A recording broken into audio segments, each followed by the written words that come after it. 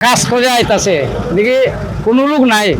এবারে ওই সিন্দিটা আইসে পরে ওই দুইটা মোটরসাইকেল আছিল, দুইটা মোটরসাইকেল আছে মানে টুন লাগাই আছে, মানে কথা কইতে কইতে এই সিন্দির মাঝে মারিয়া দিয়া সিন্দি সব উল্টাই গেছে।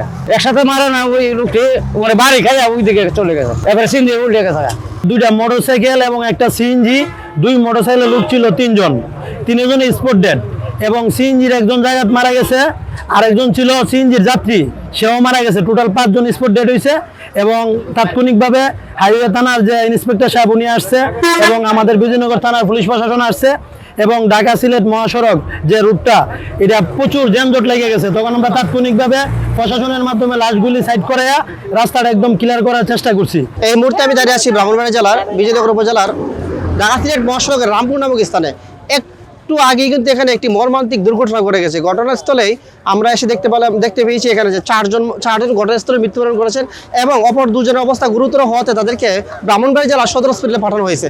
আমি যদি আপনাদেরকে দেখানোর চেষ্টা করি যে দুর্ঘটনাটা কতটা ভয়াবহ ছিল, আমি আপনাকে চিত্রটা একটু দেখানোর চেষ্টা করি। এই যে দেখতে পাচ্ছেন, এই ছিল একটা সিএনজি, তার পাশে কিন্তু পড়ে আছে মোটরসাইকেল দুইটা, এবং আমরা যতটুকু জানতে পারছি যে প্রত্যক্ষদর্শী সূত্রে জানতে পারলাম যে মোটরসাইকেল দুটি ব্রাহ্মণবাড়ি থেকে মাধবপুর উদ্দেশ্যে যাচ্ছিল, এবং তারা কিন্তু যিনি বলছিলেন যে আসলে যাওয়ার সময় তারা একটু বেপরোয়াভাবে ড্রাইভ করতেছিলেন, যে কথাটা আমাদের একজন প্রত্যক্ষদর্শী কিন্তু আমাকে বলছিলেন, এবং তারা নিজের মধ্যে কথা বলতে বলতে এদিকে এসে কিন্তু খুব জোরে সুরে এই সিএনজির মধ্যে আঘাত করে।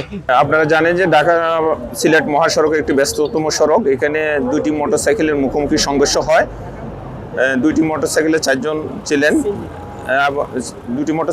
ছিলেন, চারজনে স্পট ডেড। দুইটি মোটরসাইকেলের সংঘর্ষের সময়ে একটি সিএনজি আসে, সিএনজিটাও দুর্ঘটনায় পতিত হয়।